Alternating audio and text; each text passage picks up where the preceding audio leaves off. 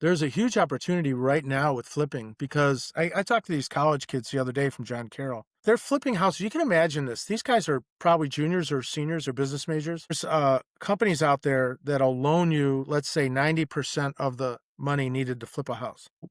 General rule of thumb, you kind of want to get something about one third to one half of what it's going to sell for. Welcome to the Real Estate Pros Show, where we interview real estate investing professionals from coast to coast, as well as the service providers that serve the real estate investing industry. Our goal is simple: share what's working now to help you improve and scale your business to the next level and meet the pros that can help you get there. Real Estate Pros is powered by Investor Fuel, America's leader in helping real estate investors and professionals build the business you need to live the life you've always dreamed of. Let's start today's show.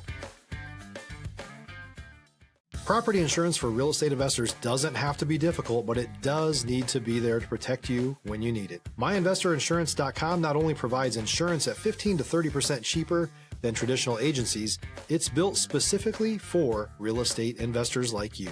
You can set up an account in about 2 minutes, get quotes on properties, turn on and turn off insurance for your fix and flip or rental properties in around 2 minutes without having to talk to anyone directly, all through our portal. There's no better way or faster way to make sure you've got the coverage you need to protect you, and no more lengthy policies either.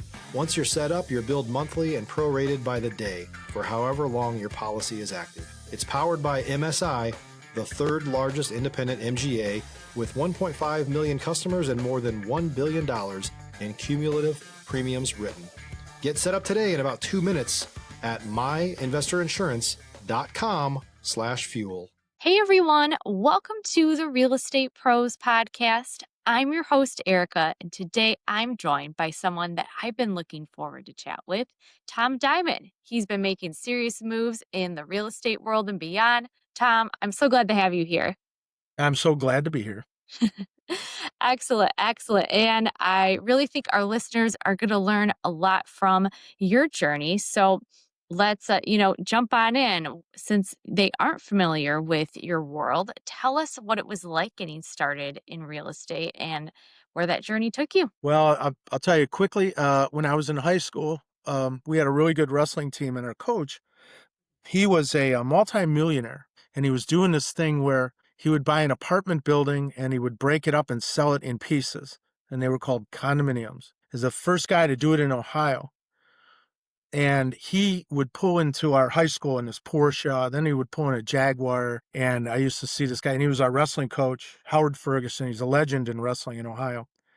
And I was like, man, this is cool, whatever this guy does.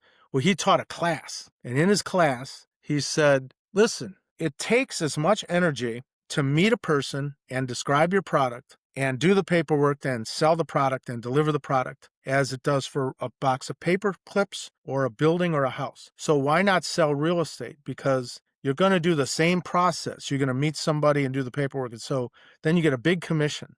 That always made sense to me, always. So I went away and I went to college and graduated and was going to be a teacher, but I came back to Ohio from California, and the opportunities in real estate were much better than they were in teaching at the time. And I got my real estate license in 1992, and it wasn't easy. There was like 8 of us in a company called 2100 Realty, so we were selling home 2100 back then. And so at this point, it's 1991. We're just taking our test, and we all cleaned carpets at night. So there's like 8 of us at night cleaning carpets at like 3 o'clock in the morning, and then in the morning we had to be at the office answering phones and taking leads, and it was kind of fun, but it was kind of tragic and stressful at the same time. But that's how me and a bunch of my friends got started way back in 1992. Fast forward a bit to today. What do you have going on in the real estate world? What kind of markets are you focusing on? Tell us more about that. Stop living on an island and join the #1 mastermind in America for professional real estate investors.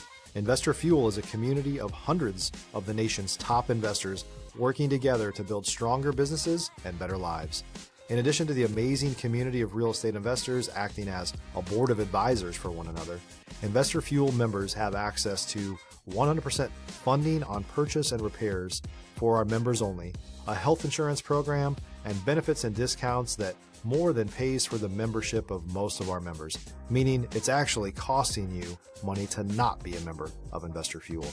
If you're looking to scale your business and build a business that allows you to live the life of your dreams, please visit investorfuel.com today and book a call with our team.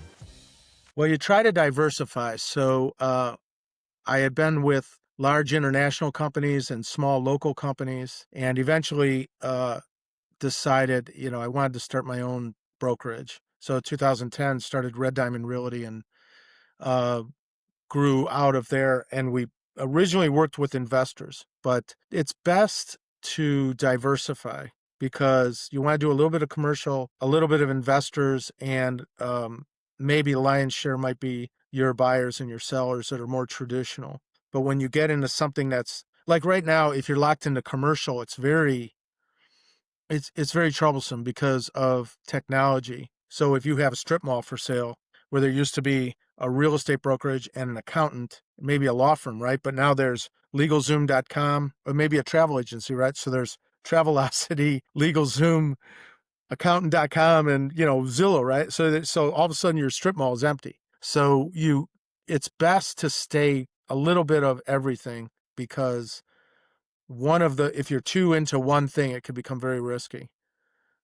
The payoff in a strip mall is nice, of course, but it's pretty stressful when you've got 6 empty stores of 10 in a strip mall and you're trying to convince somebody that, hey, go ahead and buy this building, but the rent's not even going to cover the mortgage. So so that's kind of what we do. We do kind of diversify. We flip homes. My realtors, if they flip a home, they don't pay a commission to the brokerage. So they get to keep what they make. Otherwise, they give me 10% on transaction. So, you have the realtors that are flipping homes, realtors who are working with buyers, realtors working with sellers, and then I flip and then we do commercial occasionally. So that way you try to stay diversified and try to have a nice foundation in case there's a disruption to any section of that. Right now, flipping is the way to go. What kind of trends are you noticing around you, whether it's an opportunity or a challenge? There's a huge opportunity right now with flipping because I talked to these college kids the other day from John Carroll. They're flipping houses. You can imagine this. These guys are probably juniors or seniors or business majors. Companies out there that'll loan you, let's say, 90% of the money needed to flip a house. General rule of thumb, you kind of want to get something about 1/3 to 1/2 of what it's going to sell for. You're going to put 1/3 to 1/2, not 1/2 half. So you want to get a home. Let's say it's a $200,000 home. So you want to get it for kind of 60. Maybe you're going to put another 60 into it. Then you can have closing costs and commission's going to take it up to 250 and you might make 50. What these kids are doing is they've got a little bit of money. Let's say 25,000. They can buy that. They can put 25,000 in, and like one company that comes to mind is named Backflip. And there's a lot out there. You put the 20 in and they're going to give you 80 or 90 to buy the house and do the work. And then you sell the house and you get to keep the 50.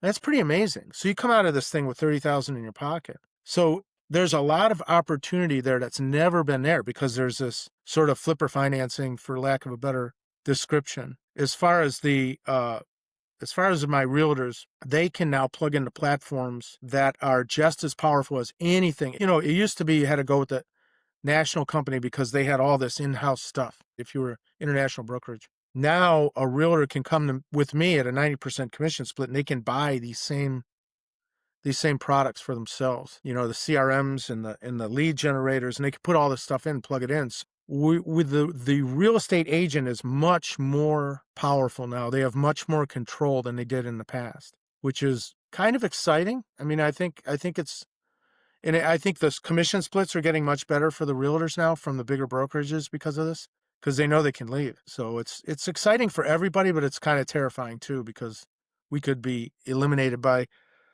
online real estate brokerages. When I say eliminated, I don't think it'll seem that way, but I don't think that's real, because what people don't realize is that the actual selling of the house is easy in the sense of paperwork, okay? But the actual job that a realtor does, it's kind of a joke. It has nothing to do with the sale of the property. Dealing with problems with a low FICO score, or the deal falls apart for the buyer and we got to help them find another loan officer, or there's too much work that needs to be done on the home and the seller can't afford to have that done. And That's why I have house fixers. And then you have these different things that are a problem, and the realtor's got to get out there and solve those problems. And that's really what a realtor does. And that can't really be replaced by technology. Yeah, absolutely.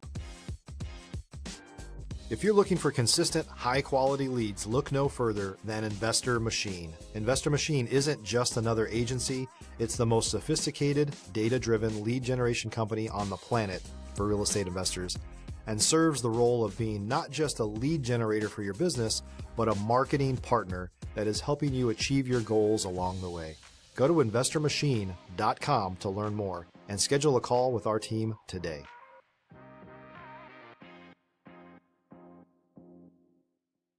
With with all that in mind, what would you say sets Red Diamond Realty apart? How are you kind of preparing for that shift and, what are you already implementing now? Well, we're not an international brand. We're just a local,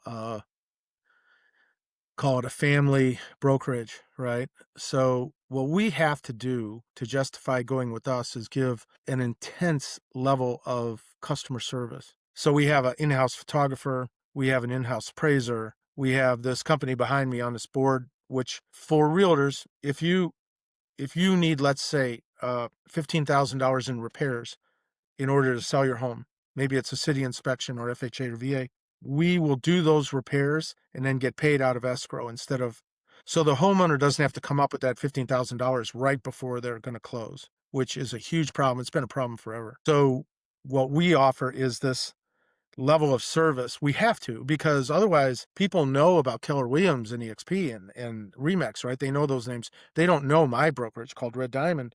They never heard of it. So we have to really be at a intense level to have them stay satisfied with us. That's kind of what you're going to get with that kind of brokerage. Absolutely. Tom, with your flipping experience, I want to ask, and this even ties in with the brokerage. Every real estate pro has a moment where a deal goes sideways, or you had to completely change what you were doing. Can you share one of those moments along your journey and what you learned from it? In 35 years of doing real estate, nothing's ever gone wrong. I tell my kids, I go, kids, the only thing that's certain in life is uncertainty. And I tell to my realtors as well. And when they complain, they say, "Oh my God, it didn't appraise. They spent their down payment money. They bought a car right before closing." That's a famous one that we all love. It's like, okay, this is why you're getting paid. You're getting paid because there's problems and you're being asked to solve those problems. Oh boy, this could be a 38-hour show if we talk about things that have gone wrong. The important thing is your mentality. Like, in life, everything goes wrong. I'm sure a heart surgeon does what he does and then an artery opens up. And I'm sure a car repairman puts a fender on and it's crooked, right? And it's no exception. In real estate, there's going to be problems. And the fortunate thing is if you have an old man broker like me, I've probably seen it before. So I've probably seen the pipe break in the ceiling during the winter, and I may have seen the break-ins where the copper gets cut out of the house. Thank God for PEX. I don't know who that guy is that invented it, but I say a little thank you every day to that guy, because when you're flipping houses, it was as soon as you put it in a multiple listing service in certain neighborhoods, they would break in and cut the copper out of the walls and annihilate the property. Now with PEX, it's made of plastic, so there's no point in doing that. So such a great thing, when you're dealing with what we call C properties. There's A properties, B properties, C. A is going to have a much lower return on investment, but you're probably not going to have any break-ins. The house is probably going to sell quickly because you're really just updating let's say a $400,000 house in a nice neighborhood. A B property might be a middle-class bungalow that may be in Cleveland. Some of these numbers are kind of low around the country, but maybe it's a $210,000 house. And you're going to have some problems, but it's going to be on the market a little bit longer. But if you really want to make a killing, you can do a C or D property in a rougher neighborhood, but you're going to deal with crime. It's going to be on the market for a while, and then an investor will buy it, but you're going to buy the house for much lower cost to get into it. So it's really just what you want to deal with. And, how much can you deal with? And I've done all the above. I've done high, middle, and low, and I'm a little bit older now, so I don't want the problems. I think when I was younger, I would buy in tougher neighborhoods, and now I just don't want to deal with that. But there's a lot more profit to be made in the C and D market. But nothing is for certain ever. I mean, you just never know. We went behind a house yesterday. If you're a new or newer real estate investor looking to launch or grow your real estate investing business, please check out Investor Fuel Club. It's a coaching community, but unlike anything you've ever seen before. And you can actually partner with members of our mastermind from coast to coast on deals right in your market. There's no better opportunity to build a consistent business than to literally partner with pros to help you avoid costly mistakes, avoid the need for capital to do deals, and help you eliminate your fears as you're starting your business. Learn more about Investor Fuel Club at investorfuel.com/club. And we had everything worked out, everything figured out, the value and everything. And the back of the house is caving in. The entire back porch is caving in into the basement.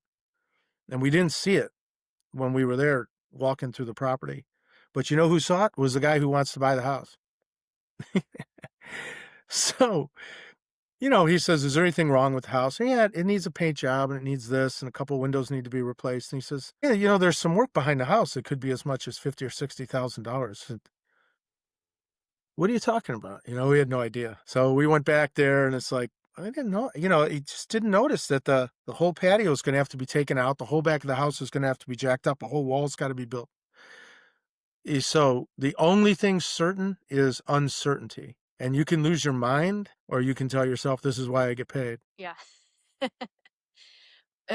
What you were talking about there sounds like, that would be a very costly repair. Might be a good time to transition and talk about what you have going on with house fixers. And and House Fixers, which used to be called FHAOK, was specifically for that situation. So in this situation, it's a little different. They have a lot of equity, but a typical person would be like, hey, I can't sell the house until I get that done. The buyer's not going to assume that, or he's going to be a huge hit on the price. So the buyer says, okay, I would like that fixed and I'll buy your house. House Fixers will go in and do that job. And it's going to be a lot. Like it's going to cost us probably 45 or 50, 52, 53,000. We're probably going to charge 60. It's going to mean a lot of contractors. It's a porch, and so there's brick. All this stone's got to be taken out, then dug down, and this is a big deal. FHAOK was a great idea, and it started like gangbusters. The company blew up when I started it, and then we walked right into the housing crisis. And those transactions weren't FHA or VA; they were conventional, the ones that were falling apart in 2008. And I came back in 2012, and I was like, okay, we're ready to go, get back into this. In 2012, people didn't have equity. So when they were selling their homes, they were still kind of upside down. So what they were getting for their home was kind of what they owed. So they couldn't pay me to do a typical job we do is about $4,500. So they couldn't pay me out of escrow. So that was kind of a problem, right? So I put it on hold and brought it back now. And now with the technology, it's very exciting because I post the job on House Fixers and it goes down to the contractors and they take it and then they come and they do the work. It's a little different for the realtors because in that particular scenario, we're paying the realtor. We're paying the contractor and we're not getting paid until close. So the company's a little bit different in that, but it's a really nice thing to have plugged into my brokerage. It used to be just for Red Diamond Realty. Now it's for everybody.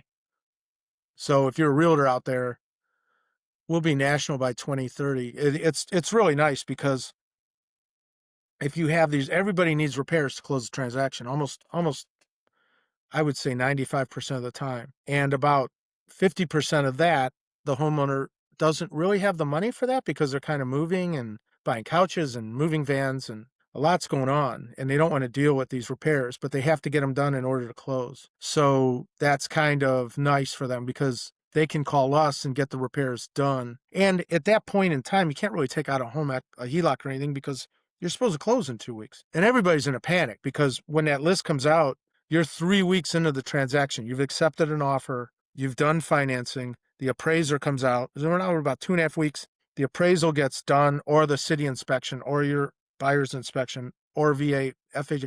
These guys are coming in about 3 weeks in with their list of things that need to be done or you can't close. And it's like, oh, we got to do all this. Okay, hey, homeowner, you got to do all this. I'm not doing that. Yeah, the homeowners don't really often, they don't really want to deal with it.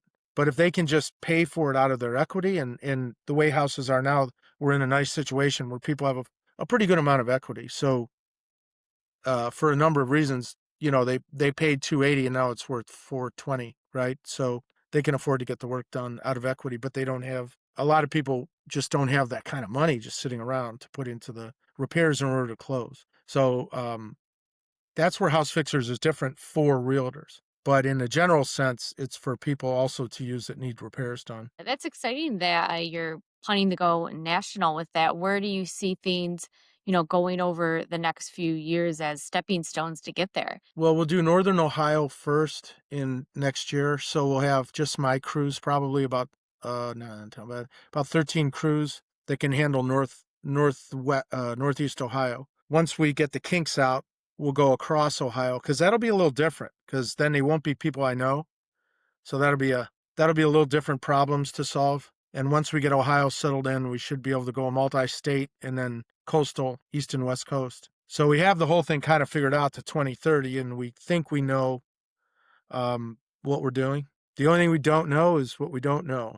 There's a thing called Dunning-Kruger, which is people start businesses and they don't know what they don't know. Then they know what they don't know. Then they know what they know. It goes through these phases so when you start something, and I've been doing this for a long time, so right now we're in a situation where I kind of know what problems to expect and what situations that arise. For example, painting a lady's house, and then she says, that's not the color.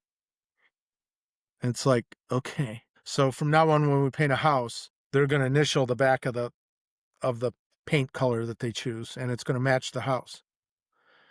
Things like that, right? So you learn over time. So now we don't know what we don't know. We just have to do it. Yeah. It's scary. I mean, you have to fly the plane and see if it flies. The $1 million plane. Yep. Well, Tom, this has been awesome today. Before we wrap up, if someone listening wants to reach out, whether it's, with your brokerage or flipping or what you have going on with house fixers, what's the best way for them to reach you? Oh, there's a lot of ways. It's rdrhome.com, and housefixers.com does not have an E, and I'll tell you why. It's FIXRS, because to add that E is $85,000. It's housefixrs.com, which was $1 on GoDaddy, and housefixers with an E is 85,000. So I chose the latter. There, or our phone number is on there, and you can give us a ring, and we would be glad to hear from anybody. Excellent, Tom. I appreciate your time, story, and perspective on the show today. All right. Thanks for having me. And for our listeners, if you got value from this episode, make sure that you're subscribed to the Real Estate Pros podcast. We've got more conversations lined up with pros like Tom who are out there building fantastic real estate businesses. We'll see you on the next episode. Thanks for joining us for today's Real Estate Pros Show. You can learn more about the amazing benefits of the Investor Fuel Mastermind community, including surrounding yourself with hundreds of other rock stars, 100% financing for your deals, and members-only discounts from vendors you're likely already using that, as a member of Investor Fuel, will save you more than the cost of your membership. Visit investorfuel.com to learn more. If you're interested in joining us as a guest of this show, please visit investorfuel.com/pros to apply. You can also check the show notes for access to free resources, how to get access to world-class lead generation, and much more. Don't forget to subscribe so you never miss another episode. Have a great day. We'll see you on the next show.